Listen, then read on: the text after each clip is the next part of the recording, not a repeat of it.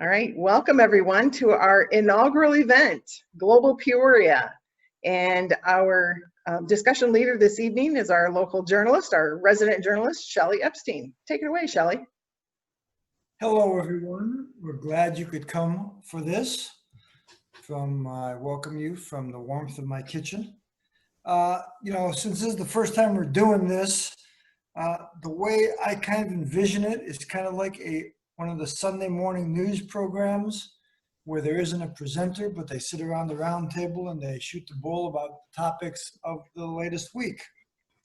And so, we've taken a look last couple of days at what's in the news, and tonight we're going to talk about two small countries that you may have heard of, Russia and China. Small. They are but not just specifically, but some specific things that are going on there. So this week, China expelled two Australian journalists, and they got into a shooting fight with one of their neighbors, India. And of course, there were more demonstrations involving Hong Kong, where a 12-year-old girl was chased down in a shopping mall and perhaps arrested. In Russia, the situation there involves really Belarus, where there is still lots of unrest over the election or the fake election, and whether they're propping up Belarus or not. And then it seems like all of Vladimir Putin's political opponents seem to be having the habit of drinking poison. I'm sure that's an accident, but another one that happened too. And so he seems to be recovering, but he's in bad shape in Germany. And that creates all sorts of issues over the pipeline and whatnot. So that's kind of the framework for tonight. And our experts are Phil Hoffman. And Phil is a career State Department employee. He spent 36 years in the Foreign Service, and he spent the last 10 years after retirement involved in Asia. He is an Asia expert. And so he's our China guy.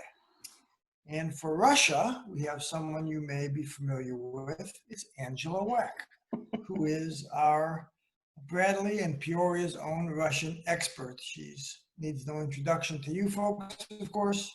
She's been to Russia many times, lived there, and is very knowledgeable. So before we begin, before I ask the first question, I will ask you, because we want this to be an exchange, but it's virtually impossible to have a verbal exchange in Zoom. And so I ask you just to send your questions through the chat on the right-hand corner of your screen, and I will moderate and I will ask them all and put them in some semblance of order, and we'll go from there.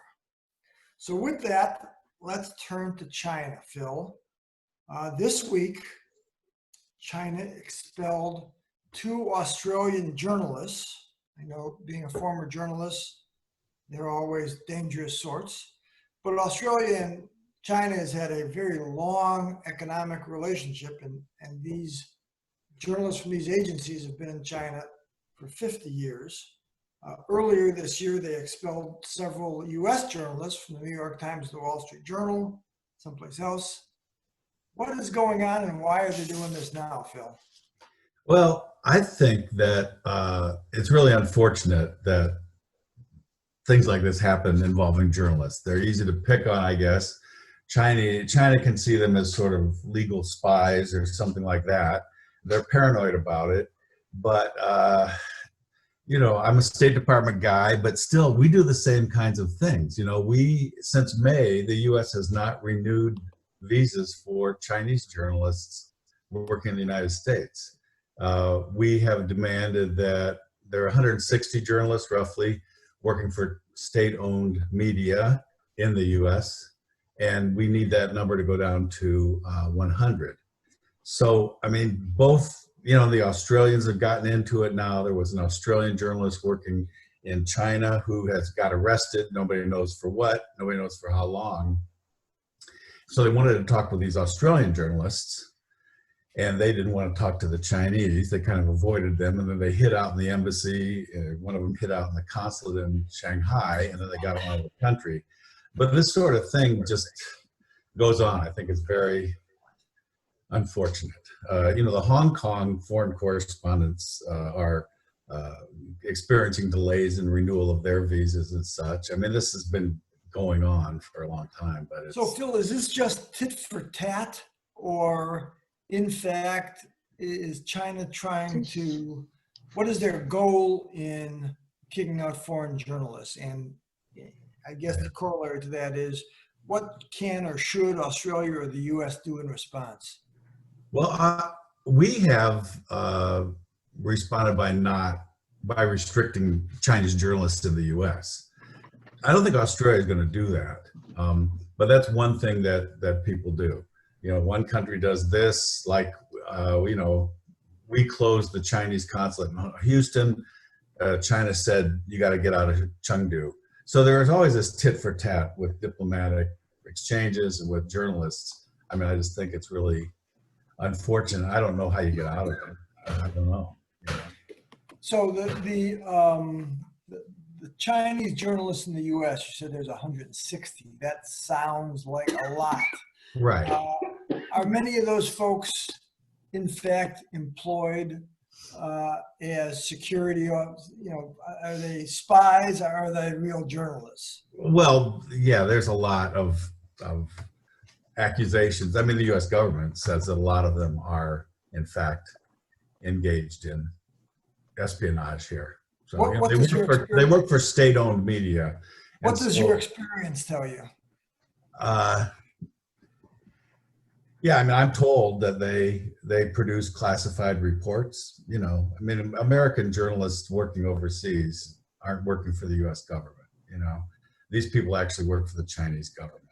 So yeah, I mean, I've been in countries where they have been actually arrested for, and caught red-handed with documents, with weapons, with all that kind of stuff. So, I mean, I don't know about the particulars in the US, but sure, it's a way of getting people into a country. They can circulate around, they're looking for information, and so that can be a threat. And what is the impact of this, other than this tit for tat?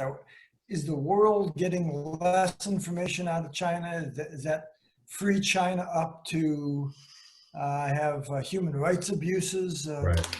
What's the impact? Sure, there is an impact. Journalists are afraid. They're afraid to move around. People are afraid. Chinese citizens are going to be afraid to talk to a Western journalist. It's not as bad as it was in the 70s or the 80s, but it's still, if I sit down and I talk with somebody from the Associated Press or the New York Times or something, and I'm somebody interested in human rights, you're afraid, and probably rightfully so, that somebody from the Chinese security service is going to come and knock on your door and want to talk to you. And so, it's also a way of getting their own people to control themselves and what they say and who they talk to.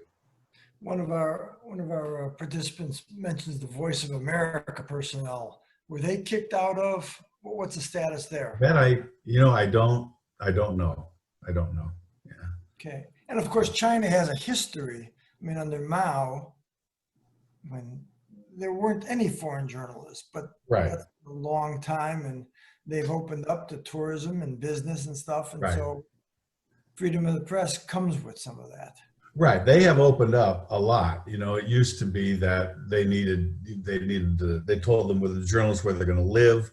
They had armed guards outside their house. They keep an eye on who talked to them, where they went. They're followed all the time. They probably still are. But you even had to make an application to talk with somebody. So it's looser than it was. But I think China has to see that it's in they want to control information, but it's also in their interest to get their story out there, to have the rest of the world be interested in China and finding out what's going on there. It helps their society. They're just worried that people might get Western ideas or something, or they don't like us complaining about human rights violations and things like that. When you were stationed overseas for the State Department, did you interact with journalists and did they express? My specialty is public diplomacy, and so either I was the embassy spokesman or the embassy spokesman worked for me almost my entire career. So a lot of my job was working with journalists. And so what kind of concerns did they express to you during that period? Places where I was, it wasn't too bad. I never worked in, when I was in retirement, I've worked in China and a lot of other places. But during my career, places that were repressive with the journalists, Indonesia at the time was a dictatorship. The foreign journalists there really, they operated pretty freely. They got upset when they published a story about the president's family getting some lucrative contracts. And then they stopped the circulation of the International Herald Tribune, now the New York Times International. So they stopped that. But in terms of actually harassing the foreign journalists, I never really saw it in any country I was. Their own journalists, absolutely. They were a lot of self-censorship. Post State Department, when were you in China? What years?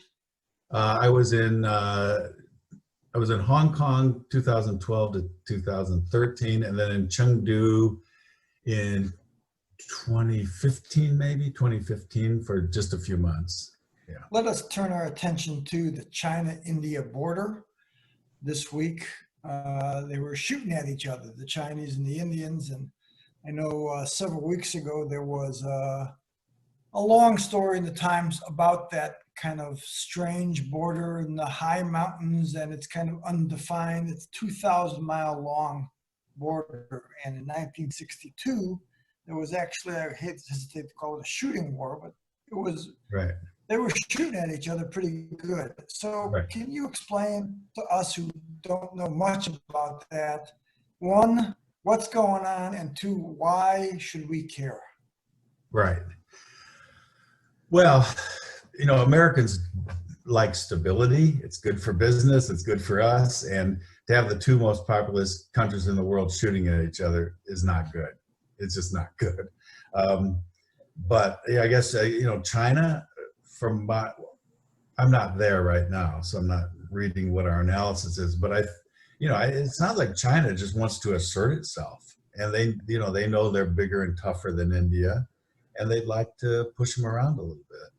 So they can, and they do. But I hope people in Beijing recognize the dangers of all this.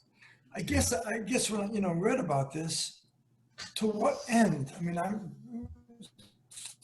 reading a little bit of terrain. There can't be any strategic purpose to that, is there? It's just not really. Land for land's sake? No. It's even crazier is India and Pakistan have this glacier, and they're up at, 16,000 feet. You can hardly breathe up there. And they have these huge troops, and they throw snowballs at each other once in a while. But it's just because this is mine. We say the line's here, and I know you say the line's back here, but this is ours. And so, I don't know. It's it's not anything. You're right. The strategic value of it, I just don't understand. But does this also inure to China's aggressiveness, like in the South China Sea and elsewhere, that they are expanding their footprint? It's a good point, Shelley. Yeah, I think that is part of it. I've followed the South China Sea issues since the 80s, so I know a lot about that. And they are definitely pushing themselves out. I don't think they want to take over the world, but they certainly see the South China Sea as theirs, and they see parts of this disputed border with India as theirs, and they want to assert themselves. So I guess I'd ask, if we had a rational foreign policy now and a rational leader, no political statement, what should America's response to this be? We tell people, hey, come on, cut it out. Don't do anything crazy. Talk to each other. Go to the negotiating table. Don't put troops there and shoot at each other. You know, I mean, I've seen that with other disputes in other countries, and that's what that's usually our approach, is to tell people, knock it off. Let's sit down and a lot of times there's a problem with communication. It's just, you know, India and China aren't talking about this, or they misunderstand what somebody says, and then they've got soldiers there, and they pick up a gun, or they get into fist fights, or whatever they do. But I think the U.S. role is to tell people just kind of knock it off. But if China's purpose is to flex and show the world, Right. India, how tough they are, Right. then it's tough to say, you know, it's just communication and be nice, because Right. sending the message is what they want to do. That's right. Sure. And talking to China like that isn't like talking to Greece or Turkey when I was there. You know, China is a big and powerful country. So I don't even know if they listen politely to us, you know, for something like that. Does any of this threaten Taiwan? Well, I'm sure Taiwan doesn't like to see an expansionist China, you know, that's using its military to exert its power with its neighbors. So, But does China's action, both in India and the South China Sea, are they tipping their hand of what they might or might not do in Taiwan, or are those really unrelated? I'm not sure it's very related. By the way, the same islands or piles of rocks in the South China Sea that the People's Republic of China claims, Taiwan also claims, because they, of course, think they're the legitimate government of China. So they don't have, Taiwan would agree with the mainland that those little islands and stuff are Chinese. Kind of interesting. But does the South China Sea, it has some strategic importance, does it not? Oh yeah, I mean, I think more than half the world's oil cargo goes through there. All the oil going to East Asia, Japan, Korea, China, all goes through the Straits of Malacca and up through the South China Sea. So I would think our allies, Japan and Korea, Right. South Korea, I mean, they have a vested interest in keeping those shipping lanes open and not susceptible, Right. to whatever going on in China at the time. That's right. And then you know, countries around the South China Sea, Indonesia, Malaysia, where I've served, Vietnam, where I've served, they all have claims going out into there too, which they dispute with China. But the U.S. Navy does these freedom of navigation exercises from time to time, and you know, we say that is not Chinese, and we'll go within 3 miles of the island, and the Chinese will send a boat out or send planes out and all that crap. But we do that on a regular basis just to say that these are international waters, and everybody has the right to go through there without checking with China first. I want to go back to, before we talked about this, the access question. We talked about journalists, and we have a question about pulling visas from Chinese graduate students. Right. Are they suspected of being spies, or what are we doing there? Well, why are we doing it?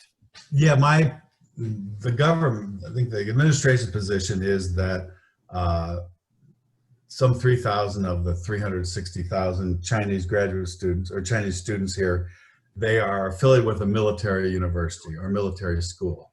And those 3,000 are the ones they pulled the visas back from.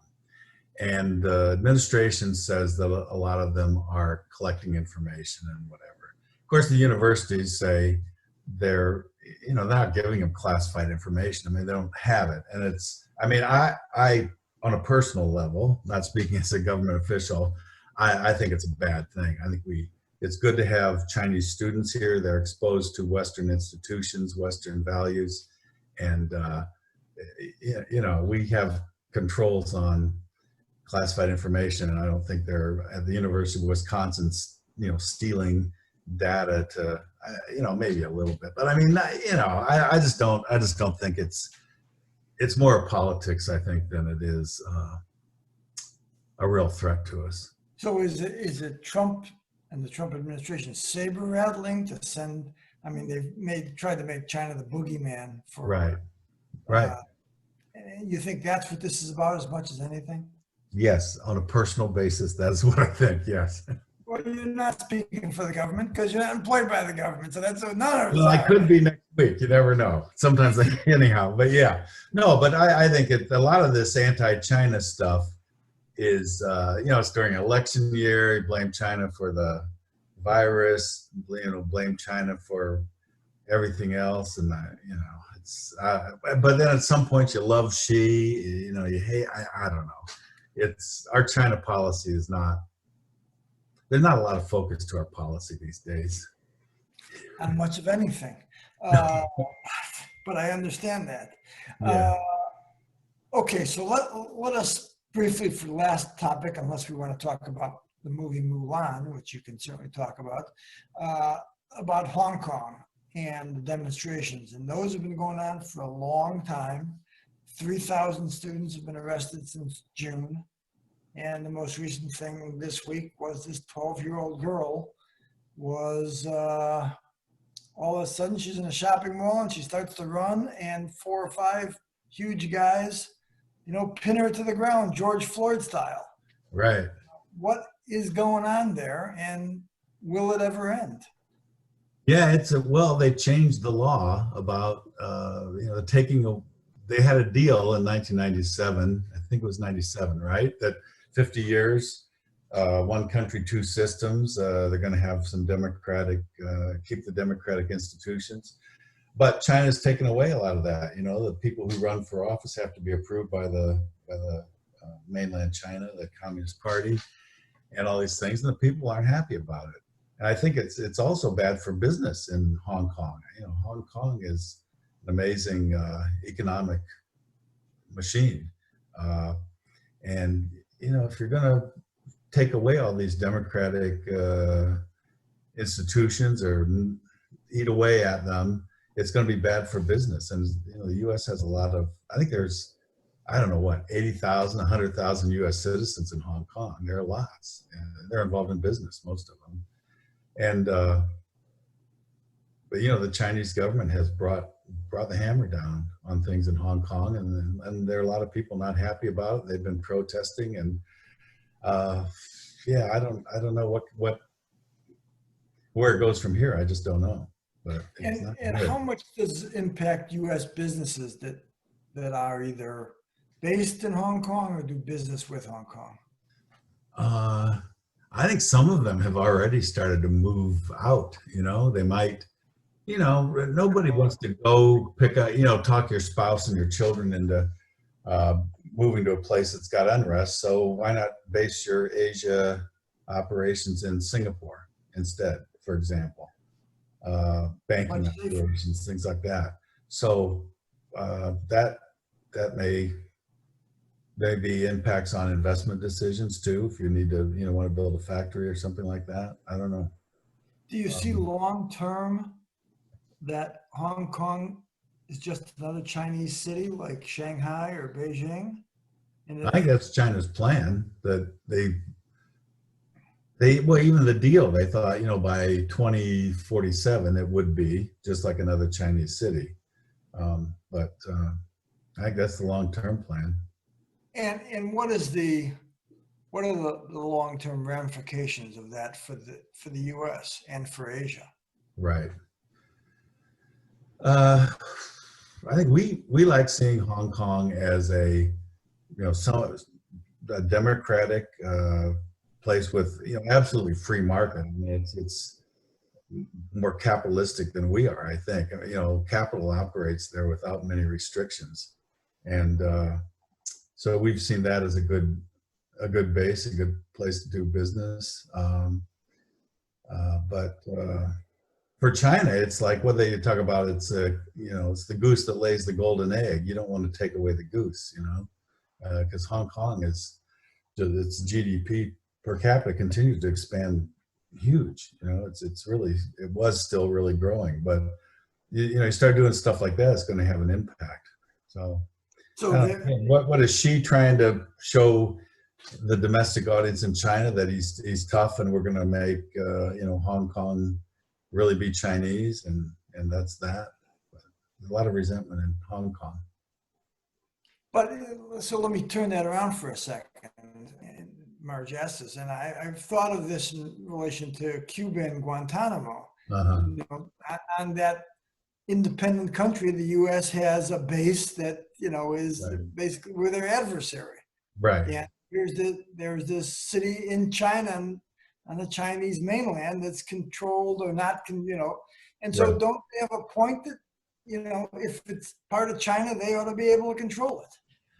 Well, it got taken away from them by the British. I mean, that's part of their century of humiliation that the Chinese talk about.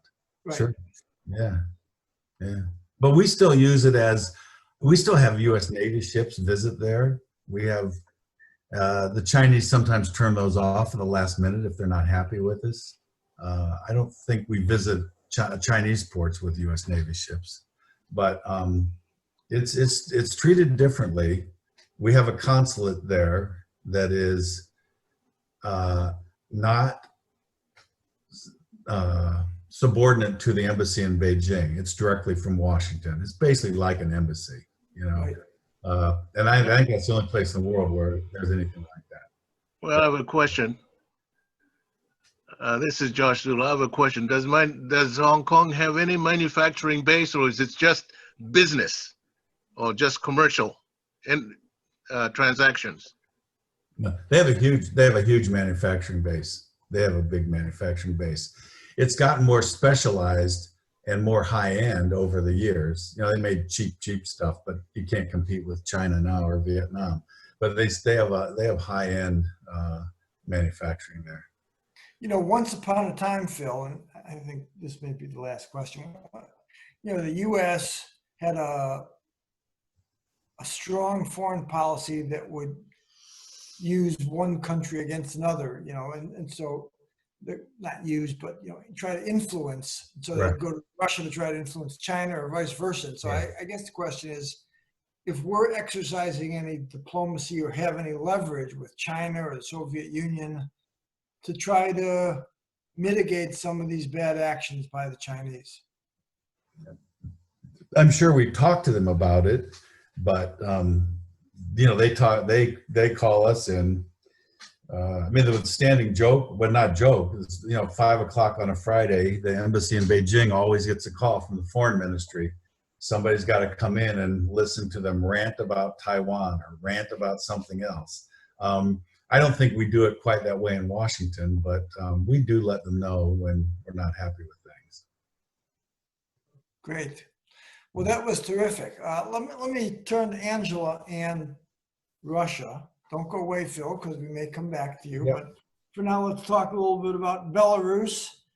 And Angela, what's the end game there? Folks have been protesting in the streets, hundreds of thousands, for weeks. And it doesn't seem like any solution is near. I think the solution is going to be a little more violent than the people of Belarus are expecting. So a couple of factors to consider for Lukashenko, who's been president of Belarus since 1994, the last European dictator. He has not lost any support among the military. He has not lost support among the wealthy, powerful elite. In Russia, they'd be called oligarchs. They're oligarchs in Belarus too, but they're a little different. The kind of power base that he has is still solid. It's still his. And so he will not step down. There's no evidence that he's going to be stepping down from power. And then add to it that Vladimir Putin has offered special police and whatever else Lukashenko might need to stay in power, Putin will supply. So historically, I read a little bit that Putin and Lukashenko have not necessarily been allies, and Lukashenko has played the U.S. off against Putin to get the best deal for him and to keep him in power. Has that continued with the Trump administration, or what is the status of that? Yeah, actually, a few weeks before the election, Lukashenko was talking to the Trump administration, trying to negotiate some better gas and oil deals, or they were toying with the idea of joining the European Union. What would it take to get Belarus into the European Union? And just by the way, that doesn't stand a snowball's chance in hell. But nonetheless, here's Lukashenko playing like he wants to join the West. And I think it was to get better deals, especially on energy from Russia. So what that means is gas comes through Belarus in pipelines. Gas and oil both actually come through Belarus in pipelines that go on to Europe. And so in the process, Belarus buys it from Russia at a pretty good price and then sells it for market price to Europe. And that deal was starting to reach its maturity. So it was going to expire and they'd have to negotiate a better deal. And so Lukashenko was working on setting the groundwork for a better deal. And then the election happened and that all blew up in his face. I mean, he's never going to join the European Union. He's never going to, we in the United States have little to no interest in being friends with him. I think Mike Pompeo met with somebody from Belarus, but they have no values that are similar in terms of freedom or liberty or democracy that would meet the United States. And whether or not Lukashenko plays on being, wanting to be closer to the West recognizes that he's just playing. So let me give a hypothetical that the demonstrations in the street pick up, the pressure picks up, they may even topple Lukashenko. And it appears that Belarus is tilting under that circumstance much more to the West and to Europe and the EU. Would Putin's Russia allow that, or would they respond like they have in Ukraine? Yeah, they won't let Belarus be part of the West. Putin does not like Lukashenko, and it's a mutual feeling, because Lukashenko is an unknown, and he's been in the early days. They kind of did the stomping in the grass and which one's more powerful, and Belarus is not part of Russia, don't forget that. And Russia's like, yeah, we could take you over at any time, don't forget that. Kind of a similar relationship between Belarus and Russia that Ukraine and Russia had. The difference is Belarus never changed. And if Lukashenko is toppled, it will probably be by somebody from within, like the military, with the support of Russia taking over Belarus. It's not going to be a popular revolution that, number one, there's nobody to take his place. There's no central figure that the opposition can rally behind. The young woman who ran in the presidential election, Svetlana Tikhanovskaya, who has fled to Lithuania,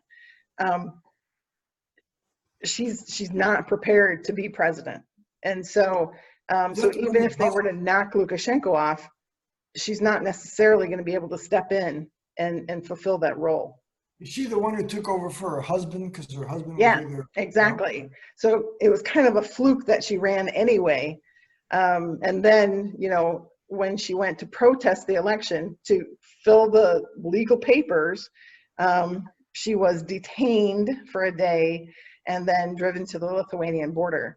So earlier this week, one of her partners in crime was driven to the Ukrainian border, at which she tore up her passport so they could not forcibly expel her from the country. And now she's in jail. So, so who would take over if Lukashenko fell? It'll be a general. It'll be somebody like that who replaces him for the good of the country, Does that make enough sense? That there's not going to be any real change. Why should we care about what happens in Belarus? We should care about Belarus because of its neighborhood. So Belarus shares a border with Lithuania, Poland, and even Ukraine. So Ukraine's not part of the European Union or NATO, but if it spills over into Ukraine, since Ukraine's already kind of a hot spot, that could be a problem that Europe would see a lot more refugees of a different sort. But for Lukashenko, one of the things that he was trying to rally last week, and maybe 10 days ago even, was that Poland and Lithuania were amassing their forces on Belarus's border. And so he was trying to generate some domestic patriotism and get the people thinking about protecting their country from outside forces, which means protect Lukashenko from these outside forces that are trying to overthrow him. Frankly, his greatest threat comes from his eastern side, as in Russia, not from Poland and Lithuania. But those were blatantly false statements anyway. Poland and Lithuania have no intention of invading Belarus. A caravan of migrants. Do what? A caravan of migrants on our border. Yeah, there you go. But so he's kind of grasping at straws. It was, however, by the way, Lukashenko who first came out and said that Alexei Navalny, the opposition figure in Russia who was poisoned, that was done by outside forces as well. So so Putin didn't have to say that the United States or somebody else poisoned Navalny. Lukashenko said it. And so before we get to, I want to talk to you about that. But before we get to that, the opposition in the streets looks somewhat organized. Is there a leadership there? No, but they have Facebook and Instagram and everything, just like everybody else does. They do try to censor it, but nonetheless, there's not a central figure. There was just a massive, I think, rather native or natural outburst against the election.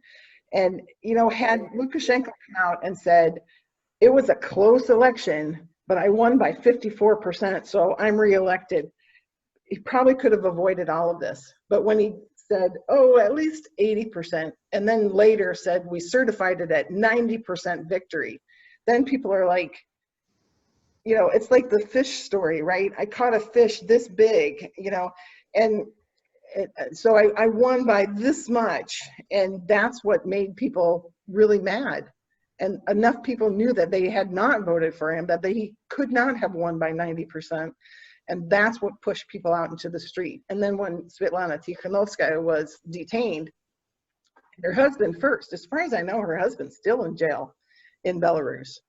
And but when she was arrested, and in spite of the fact that, in Soviet times under Stalin, women and men both were sent to the gulags and punished and executed, etc. That's not typical of Slavic behavior, let's say. Women are not treated like that. And so, take, for example, back in the Chechen wars, both the first and second Chechen wars, and even more recently with the little green men who fought in Ukraine for Russia, the moms would go down there to the battlefield and say, where's my son's body? And nobody touches them. They're like completely, they're like wearing the blue helmets of the UN. The moms show up and ask, what's going on? And so in Belarus, moms can show up at the jails and say, where's my son? And, the police more or less, kind of respect them and turn their kids over. But now in the last week, that's not the case. So because Tikhanovskaya and, the three women, I can't say her name, Tsepkalo, and then Kolesnikova, you know, they were three women who dared to assert their desire to be president or to rule the country of Belarus. And You don't so want to mess. last You week, don't want to mess with been a woman in a. arrested. You don't want to mess with a woman in a babushka. Oh, no So- kidding. Yeah.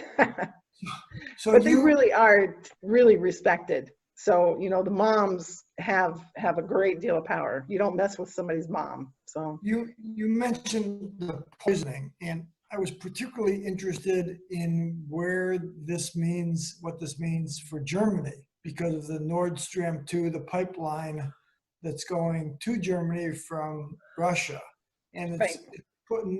it's interesting because it's put Germany in somewhat of a box. Do they respond to Russia's actions? And obviously Trump has spoken about this. So, you know, what's going on with that? Germany's in a, you know, between a rock and a hard place. They depend on Russia for easily 30% of their natural gas consumption. And it has come by pipeline from, like, through Belarus, for example, or some other, you know, route like that.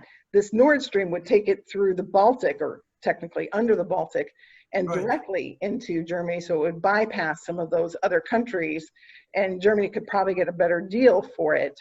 But, you know, I mean, so for Germany to, and Angela Merkel, you got to give her credit, but for Germany to take on Russia and say, you've done this horrible thing, so we're no longer going to go forward with this pipeline, is like, you know, cutting off their own interests, you know, and so it's really a difficult, but they have little other threat they could make.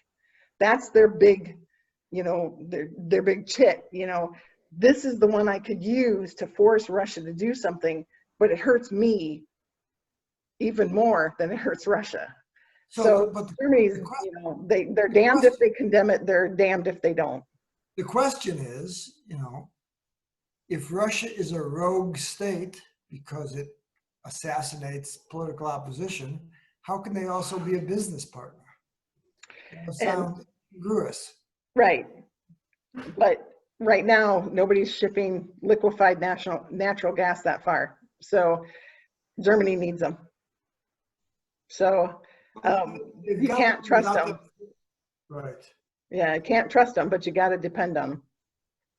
But the bigger question is, I was reading an interesting article today that throws into doubt that Putin actually ordered this guy to be poisoned, that it could have been done. Speaking of rogue is what reminded me, that some rogue in his, maybe in his military or his secret services or somebody took this action on his or her own to poison Navalny, because doing it in Tomsk was not the place. I mean, that you know, it became too public, and it was a kind of a surprise for Putin. So, you know, for those who want to see the cracks in his armor, the chinks in his armor, that is, some are arguing that he may have been taken off guard by the poisoning of Navalny, and that's actually a bigger problem for Putin than the poisoning of Navalny. So, because he doesn't know who did it. Explain why it would be a bigger problem. Because he doesn't know who did it. If he's not in control, there's somebody out there who could potentially be a threat to him. Sure, but if they also did it on his behalf, I mean, But did they? If nothing else, you know, if someone else did it, you know, he set the parameters for something like that could happen. He certainly, I mean, it's, I don't want to make the comparison, but, you know, what's going on with DHS, they said, let's not investigate Russia.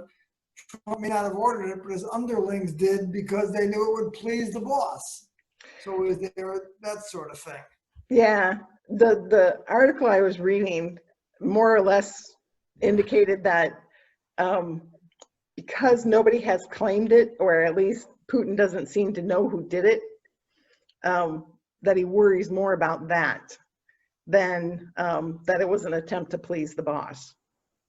And, you know, I mean, the result is the same. If Navalny had died, Putin would definitely not be sad about it.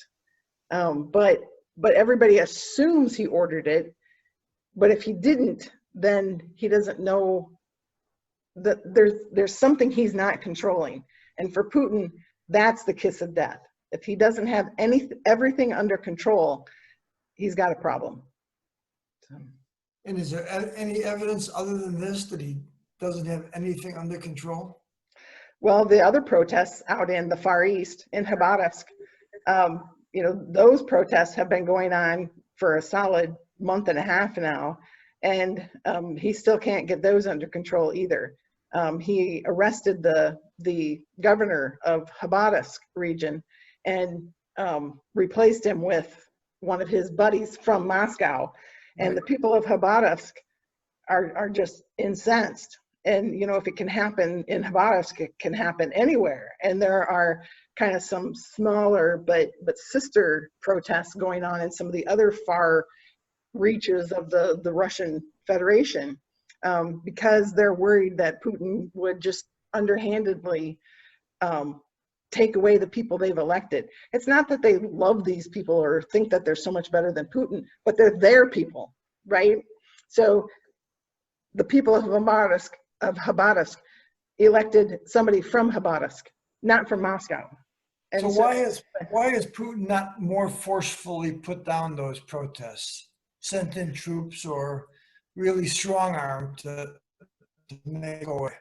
He has to be careful there, because the police and the troops in Khabarovsk are with the protesters. So he has to be a little more finessing, because he potentially could, in fact, have a real split. These are not people who dislike Russia. They're not even people who dislike Putin. They're just mad that Putin replaced their choice, their elected official, with somebody else. And so he has to really be careful, because he's messing with their own local nationalism, their own local. Back to the pipeline for a moment. Yeah. If Merkel stops the pipeline, what's Putin's response? I don't know, because it's not technically the German government that's paying for it. It's a bunch of companies in Germany that are paying for it. And also the Russian company. Yeah, and the Russian companies that are paying for it. So, she could order it, because as a national security issue, or, as a sanction, if you will. I think Putin would continue to build it if they can get around any of the sanctions she would put in place, Germany would put in place. But I think, again, I think it would be a really big move for Germany to abandon the Nord Stream 2, because it helps Germany so much. Right. This too shall pass. It's only one guy getting poisoned.